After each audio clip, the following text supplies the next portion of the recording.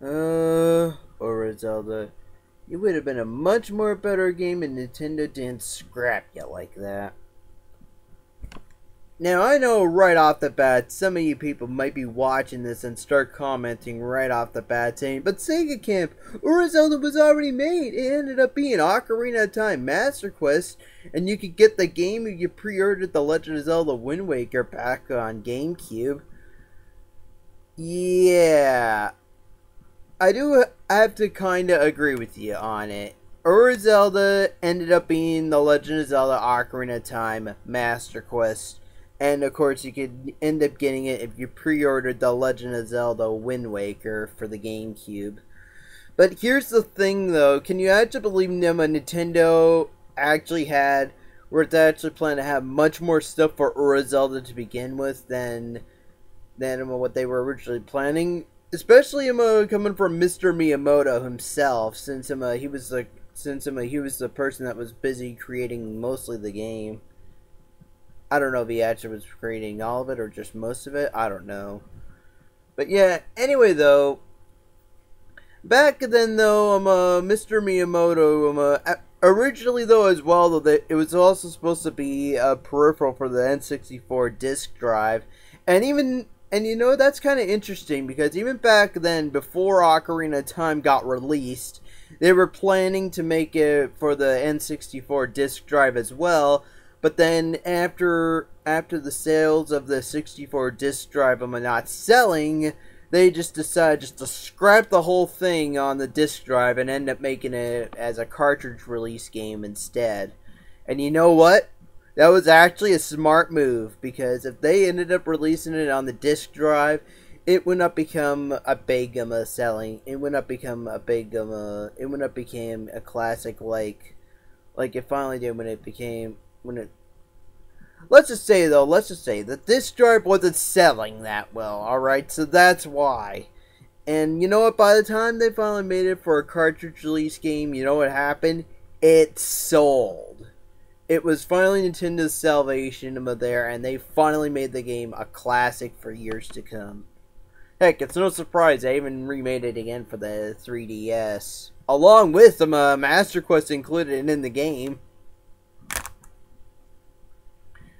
But yeah, but yeah, coming from what Mr. Miyamoto said though, he said though, after you finally beat the entire game, you can revisit the whole world, replay the same dungeons again, but they were designed to be harder, which is what we actually had for the Master Quest version as well, because the dungeons ended up being harder in Master Quest. But that was the only thing that they did when they finally finished the final project of the game.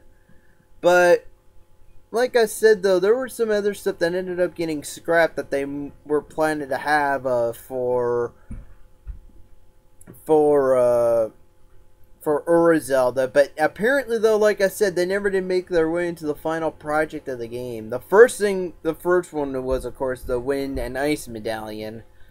Yeah, that's kind of interesting too, because I think the Wind Medallion was supposed to be the Forest Medallion, because look at the Forest Medallion. Notice it's a bunch of propellers. Yeah. So I'm guessing that was what they had originally planned at first. So the Forest Medallion was supposed to be the Wind Medallion.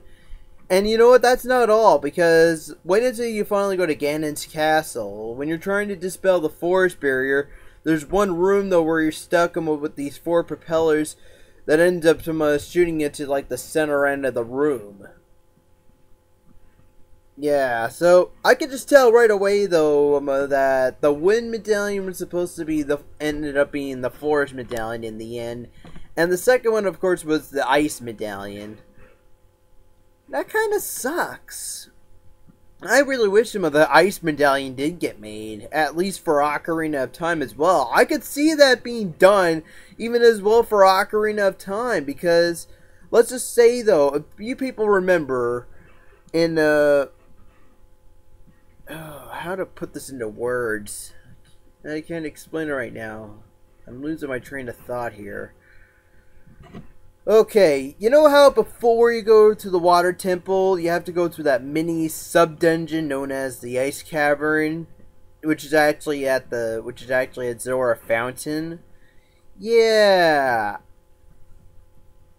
Let's just say though, for like the dungeon though, you end up going right through the whole dungeon, and then at the end, you finally get the iron boots, and then she finally shows up and teaches you the Serenade of Water, so then you can finally warp to the water temple, and then afterwards you go through the water temple, and then you get the water medallion. And that's pretty much it. It would have been cool if the ice medallion was at least made for the ice cavern, but then I'm pretty sure as well that we'll need a warp song to actually warp Link to the ice cavern, and I really don't know where they would have it. Either right in front of the stage where you go to Lord Jabba Jabba's Valley as young Link, or the entrance where the Great Fairy Fountain is. That actually teaches you where you can actually learn to get Nehru's Wind. I think that's what it was. No, not no. That's Nehru's Love. Faror's Wind. Faror's Wind, of course. It's called coming back now. And you know what? If the ice medallion did get made, what kind of power? I wonder what the wind and ice medallion's powers would be. Yeah, I'm actually not making this stuff up. Originally, the medallions were supposed to have special powers to actually as well. And I got one good example that I could teach you. The entrance to the Shadow Temple. I don't know if anybody noticed this, but you know how you get to the entrance to, you know how you learn the Nocturne of Shadow, and then it takes you to the back end of the graveyard, and you go down a set of stairs, and then the only way to open up the Shadow Temple is you have to use Din's Fire, and then you stand on this platform, use Din's Fire, and all the torches light up. I think originally though, Din's Fire, I think the fire medallion though was supposed to be used for Din's Fire, because if you actually look at the platform on the N64 version, it actually shows the Forge medallion symbol on there, meaning you were supposed to use the fire medallion symbol. My mistake. I messed up there. You were supposed to use the fire medallion on there, and then afterwards and then of course all the torches would light up, opening up the way to there. And you know what? It would have been interesting if these ended up getting special powers. If we rewind back to Zelda: A Link to the Past, there were 3 medallions in the game. You had Ethers, Bombos, and Quake. And of course, though, and even interesting as well, though, you needed some of the medallions to actually open up secret dungeons. I noticed you needed one to open up the swamp dungeon that ended up being the second dungeon in the overworld in Zelda: A Link to the Past, and there was another one that needed to open up Turtle Rock. And in case you don't know where Turtle Rock is, it's actually near the Tower of Hera in the Light World, which ends up being Ganon's Tower in the Dark World.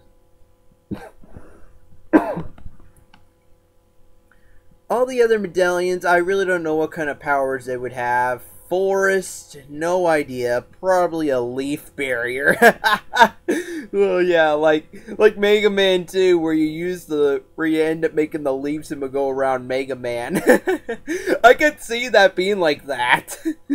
Water medallion probably would make I would be surprised if you used it and then a big tidal wave just came off the horizon and just washed out the enemies. That would have been hilarious. Just all of a sudden, and the enemies the enemies get washed over by water, and the next thing you know, we just watch them all die at the same time.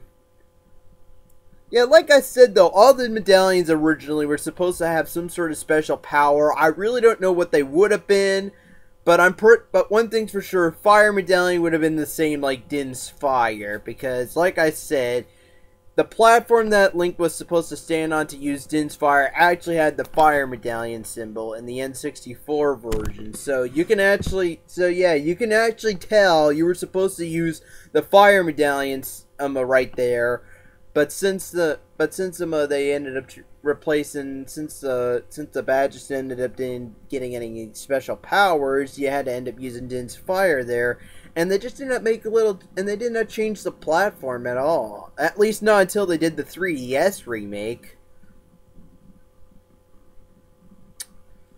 But yeah, it's just very depressing. I think as well, Light Temple was supposed to. I think as well they were originally supposed to have a Light Temple as well. I could see that happening. Like you know how you finally get the Light Medallion after you draw the Master Sword. Just imagine instead of they just skipped all that and they just scrapped it, and the first thing we see is when Link draws the Master Sword, we actually see that cutscene with Ganon saying, "Ah, you made me, I finally invaded the Sacred Realm, ah, ah, ah, ah, ah." And then afterwards it just cuts back to adult Link at the Temple of Time, and Sheik finally shows up and mentions to Link about that Ganon's took it over all of Hyrule. And everything that Aurora was supposed to mention, Sheik actually ends up telling Link. And if Light Temple did get made, I would actually see it being like a little sub-dungeon. I would actually just see it like a little sub-dungeon after you beat the Spirit Temple. Like, you know how in the Fire Temple, you go right through those, after you get the Megaton Hammer, you have to go through those little subsectional rooms just before you finally free the last Goron and get the boss key? I could kind of see it like that. Like you're just going right through room after room, little puzzle solving here and there, trying to fight out a few enemies, and then afterwards, at the end, you finally reach the end, and then afterwards, we finally meet Roro. Roro gives Link the Light Medallion, and then finally says that now the final showdown with Ganondorf is here, but before you finally go on battling Ganondorf, you have to go back and visit one person at the Temple of Time, and of course, so that means now we have to go back to the Temple of Time.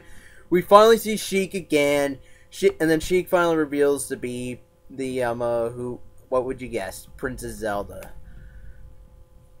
And you know another thing that sucks? Where the hell is the fucking Triforce? What the fuck, Nintendo? Yeah, Unicorn was supposed to finally be revealed for Ura Zelda, and even as well, though, I think as well, there was one chest where we can finally get the Triforce, and they just scrapped it. What the fuck? Yeah, so, and you know, it's very sad because there's only one Zelda game where we ever see Link get the Triforce, and that ended up being Zelda: A Link to the Past after we defeated Ganon at the very end of the game. Well, I'm done arguing for now. It just kind of sucks, though. It would have been cool if the Triforce ever did make its appearance in the game, and Link actually could grab it like an item and end up learning some special sword technique out of it, or some crazy intense shit. I don't know what, but it would have been awesome just to see what kind of powers the Triforce would have given to Link if Link actually found it in the game. Anyway, though, for now, I'll wrap things up here for now. I'll see you guys later.